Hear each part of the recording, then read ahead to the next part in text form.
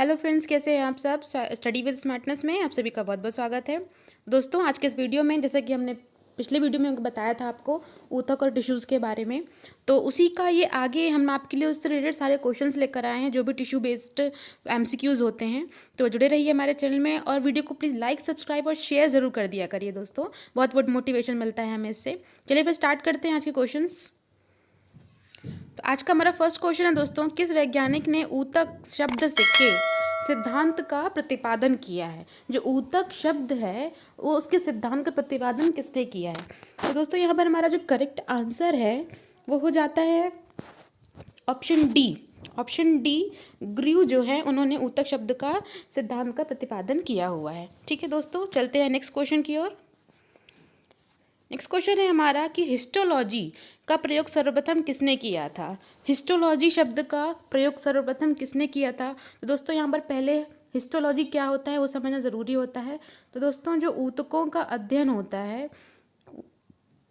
ऊतकों का अध्ययन जो होता है वो आपका हिस्टोलॉजी कहलाता है। तो ये शब्द जो था वो आपके वैज्ञानिक मेयर द्वारा इसका प्रयोग किया गया था सर्वप्रथम। ठीक है दोस्तों, नेक्स्ट क्वेश्चन है आपका बहुत ही इंपॉर्टेंट है कि जन्म के बाद ऐसा कौन सा ऊतक है जिसमें विभाजन नहीं होता है। जैसे कि हमने पिछले वीडियोस में देखा दोस्तों, हर तरह के जो ऊतक है उसमें किसी न किसी तरह का विभाजन, डिवीजन होता ही है। लेकिन हमारे शरीर में ऐसा कौन सा ऊतक है जिसमें जन्म के बाद से फिर कभी विभाजन नहीं होता है। तो करेक्ट आंसर हो जाएगा आपका ऑप्शन बी, तंत्रिका। तंत्रिका तंत्र, तंत्रिकीय ऊतक जो होते हैं उनमें विभाजन कभी नहीं होता है, क्योंकि ये पूरी तरह से संवहन, मतलब कि आपकी जो संवेदनाएं होते हैं उनको लाने ले जाने, दिमाग तक पहुंचाने का कार्य करते हैं सतंत्रिका ऊतक।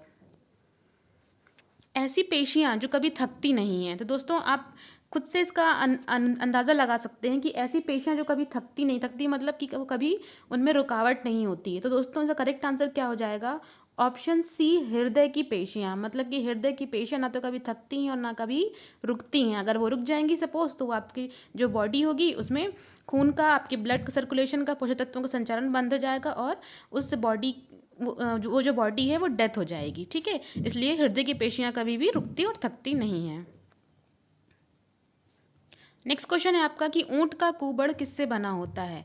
तो ऊंट का कुबड़ जो है दोस्तों वो आपका वसा ऊतक से बना होता है। ठीक है दोस्तों, बहुत ही अच्छा क्वेश्चन ये एग्जाम में कई बार पूछा जाता है कि जो ऊंट का कुबड़ है वो एक प्रकार का वसीय ऊतक है। ठीक है दोस्तों, वसीय ऊतक क्या होता है, आपको ये टाइम टाइम पर जब भी ऊंट को खाना वगैरह अगर टाइम पर नहीं दिया जाता है या रेगिस्तान में उसके पोषक तत्वों की कमी हो जाती है, तो वो इसी वसी ऊतक से एनर्जी को यूज़ करता है। ठीक है, उसको ऊर्जा मिलती है इस वसी ऊतक से, और जिससे वो काफ़ी दिनों तक जीवित रह सकता है। इससे एक चीज़ और इम्पॉर्टेंट चीज़ है इसकी वसी ऊतक की, कि जो ये वसा ऊतक है हमें बॉडी में गर्मी देने का भी काम करता है। ठीक है, तो इस फैक्टर को भी आप याद रखिएगा कि जो वसा ऊतक है बॉडी में गर्मी मेंटेन करने के लिए भी इसका यूज़ करता है हमारी शरीर। जंतु ऊतक हार्मोन्स व ऊष्मा परिसंचरण करता है तथा जल का समन्वयन भी करता है। एक ऐसा जंतु हार्मोन दोस्तों, जंतु ऊतक है हार्मोन से जो ऊष्मा और हार्मोन्स का परिसंचरण करता है और जल का समन्वयन भी करता है। तो दोस्तों ऐसा कौन सा है, इसका करेक्ट आंसर आपका हो जाएगा ऑप्शन ए, रुधिर। रुधिर मतलब कि आपका ब्लड। ब्लड जो होता है वो आपका जंतु ऊतक है। जैसे कि हमने पिछले वीडियो में बताया था कि ब्लड बहुत ही इंपॉर्टेंट क्वेश्चन यहाँ से बनता है कि जो रुधिर है, रक्त है, ब्लड है, वो एक संयोजी ऊतक कहलाता है। ठीक है, कनेक्टिव टिश्यू है ये ब्लड जो है आपका, और ये क्या करता है, आपके हार्मोन्स और ऊष्मा का परिसंचरण पूरे शरीर में करता है, साथ साथ ये जल का समन्वयन भी करता है। जी ऊतक क्या है ना, तो ये एरियोलर संयोजी ऊतक है। तो ये किसको जोड़ता है, एरियोलर का नाम याद रखिएगा कि एक संयोजी ऊतक है, और ये किसको किसको जोड़ता है, ये आपके त्वचा को पेशी से जोड़ने का काम करता है। आपकी स्किन को पेशियों के द्वारा जोड़े रखने का काम आपका एरियोलर संयोजी ऊतक के द्वारा किया जाता है। तक शरीर की सुरक्षा कवच का कार्य करते हैं। शरीर की सुरक्षा कवच का जो कार्य है वो आपकी एपिथेलियम ऊतक, एपिथेलियम टिश्यू, जैसा कि हमने आपको बताया था कि एपिथेलियम जो ऊपर की सतह, छोटे छोटे सेल्स जो होते हैं आपस में मिलकर एक सतह, एक परत का निर्माण कर लेते हैं, और यही आपकी शरीर की सुरक्षा कवच का भी कार्य करने लगते हैं। नेक्स्ट क्वेश्चन है कि बायोप्सी किस चीज़ से संबंधित है। बायोप्सी जो है आपका ऑप्शन सी इसका करेक्ट आंसर हो जाएगा। परीक्षण के लिए ऊतकों को शरीर से अलग करने की जो क्रिया होती है उसे हम बायोप्सी कहते हैं। मतलब कि जो भी आपकी बॉडी एनालिसिस होती है उसमें ऊतकों को शरीर से अलग करने की जो क्रिया होती है उसे हम बायोप्सी कहते हैं। पाए जाते हैं। इंपॉर्टेंट चीज़ है दोस्तों, कई बार क्वेश्चन पूछा जाता है एग्जाम में, ये क्लोरोप्लास्ट किस तरह के ऊतक में पाए जाते हैं। तो ये जो है आपके दोस्तों पैरेंकाइमा ऊतक में पाए जाते हैं। पैरेंकाइमा ऊतक जो पतले पतले टिश्यूज़ होते हैं आपके पादप में, उनमें क्लोरोप्लास्ट पाए जाते हैं। नेक्स्ट क्वेश्चन है कि नारियल के रेशे युक्त छिलके किस चीज़ के बने होते हैं। नारियल के जो रेशे युक्त छिलके हैं वो आपके ऑप्शन ए इसका करेक्ट आंसर हो जाएगा, स्क्लेरेंकाइमा। स्क्लेरेंकाइमा क्या होता है दोस्तों, ये आपकी मृत ऊतक होते हैं। जैसे कि कल आपको बताया गया था पिछले वीडियोज़ में कि मृत ऊतक जो होते हैं वो आपके डेड स्किन और एक कठोरता प्रदान करते हैं आपकी पादपों में। ठीक है, कठोरता प्रदान करने का काम आपका स्क्लेरेंकाइमा के द्वारा किया जाता है।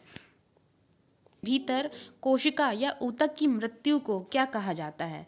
किसी जीवित देह मतलब कि बॉडी जिंदा है लेकिन उसके अंदर किसी भी तरह की एक दो कोशिका या ऊतक यदि डेड हो जाते हैं तो उसकी मृत्यु को क्या कहा जाता है दोस्तों। तो इसकी मृत्यु को जो कहा जाता है वो आपका नेक्रोसिस है। करेक्ट आंसर इसका ऑप्शन सी है, नेक्रोसिस कहा जाता है इस क्रिया को।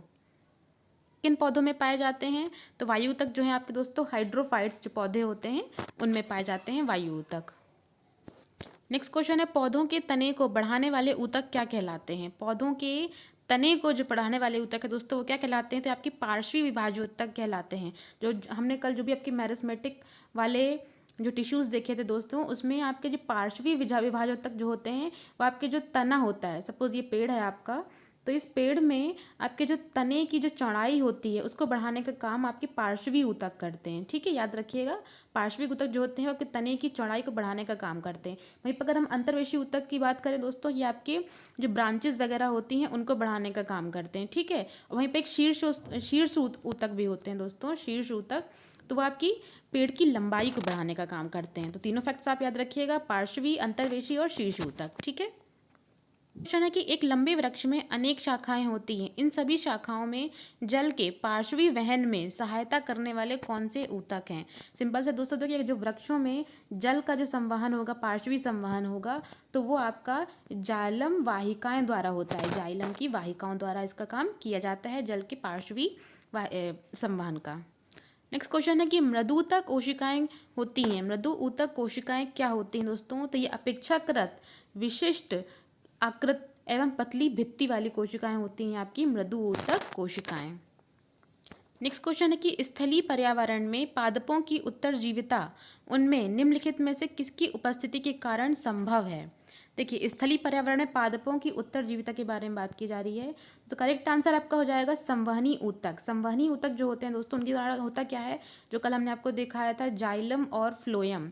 ठीक है, जाइलम और फ्लोएम जो आपके होते हैं ये आपके संवहनी ऊतक कहलाते हैं। तो इनकी तरह क्या होता है, पादपों में उत्तरजीविता कहने का मतलब उनका भरण पोषण, जल का संवहन, पोषक तत्वों का जो संवहन होता है आपके जाइलम और फ्लोएम के द्वारा होता है। इसलिए जो संवहनी ऊतक है उनको पादपों की उत्तरजीविता वाले ऊतक कहा जाता है। घाव भरने में सहायक होता है। सेम क्वेश्चन दोस्तों, आपका जो घाव लगेगा वो आपकी स्किन में, ऊपरी त्वचा में लगेगा, तो ऊपरी त्वचा में कौन सा ऊतक पाया जाएगा दोस्तों, यहाँ पर आपका एपिथेलियम ऊतक पाया जाता है। फिर भी एग्जाम में कई बार आपको देखने मिलेगा कि तंत्रिका ऊतक की इकाई क्या है। तो तंत्रिका ऊतक की इकाई दोस्तों न्यूरॉन कहलाई जाती है। ठीक है, और तंत्रिका का जो अध्ययन होता है वो आपकी न्यूरोलॉजी कहलाता है। की अधिकता के कारण होता है, किस ऊतक की अधिकता के कारण हमें उस मोटापा कहा जाता है उसे, तो उसे वसा में ऊतक के अधिकता के कारण उसे मोटापा कहा जाता है। नाखून, सींग और खुर बने होते हैं। ये तीनों चीज़ें जो होती हैं दोस्तों उनमें किस तरह के ऊतक पाए जाते हैं दोस्तों, तो इसमें आपकी केराटिन नाम के ऊतक पाए जाते हैं। याद रखिएगा नाम केराटिन ना है जो जोड़ती है। तो लिगामेंट क्या होता है दोस्तों, एक संयोजी ऊतक है जो आपकी हड्डियों, जो पैर आदि की हड्डियां और हाथ की हड्डियां होती हैं, जहाँ पर जॉइंट्स होते हैं तो वहाँ पर लिगामेंट यूज़ होता है। तो लिगामेंट का काम क्या है, ये अस्थि को अस्थि से जोड़ने का काम करता है। तो आपकी घुटने की हड्डियां होती हैं दोस्तों, तो हड्डी से हड्डी को जोड़ने का काम जो है वो लिगामेंट के द्वारा किया जाता है। नेक्स्ट क्वेश्चन है कि संवहनी पौधों में कॉर्क क्या है। तो कॉर्क क्या है दोस्तों, एक सुरक्षात्मक ऊतक है। संवहनी पौधे जो होते हैं उसमें सुरक्षा आवरण का काम करता है आपका कॉर्क। और कॉर्क ज़्यादातर आपके दोस्तों जो पाया जाता है वो कैम्बियम कॉर्क नामक पौधे में पाया जाता है। कैम्बियम कॉर्क नाम याद रखिएगा, हाँ पाई जाती हैं। तो चिकनी पेशी आपकी जो दोस्तों आंतरिक अंगों की दीवारों में पाई जाती हैं, आंतरिक अंगों की दीवारों में। तो वीडियो का लास्ट क्वेश्चन दोस्तों, रेखित पेशियाँ होती हैं। रेखित पेशियाँ जो होती हैं दोस्तों वो आपकी ऐच्छिक पेशियाँ होती हैं। ऐच्छिक कहने का मतलब जिनमें हमारा कंट्रोल होता है, कंकाल वाली जो पेशियाँ होती हैं, तूतक होते हैं, तो वो आपकी ऐच्छिक पेशियाँ कहलाती हैं। कैसा लगा आपको हमारा वीडियो दोस्तों, ज़रूर बताएं और कमेंट करें। चलो, धन्यवाद।